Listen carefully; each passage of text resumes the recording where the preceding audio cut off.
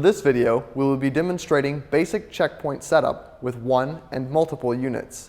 While these are the generally recommended procedures, optimal setup may vary in specific applications. For this demonstration, the units will be running on battery, but the setup remains the same for units connected to a power outlet.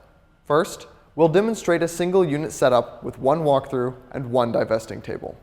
Space the table about 2 to 3 inches from the walkthrough to avoid bumping and interfering with the unit. One staff member will stand in behind the machine as a secondary screener with a screening device. A second staff member will stand beside the table to perform bag checks and pace the line. Setups for multiple units are similar, though differences will be noted here.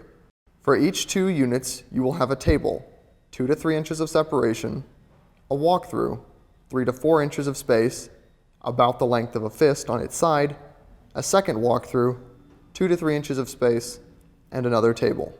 Staffing is the same, with one person for bag checking at each table and a secondary screener behind each walkthrough.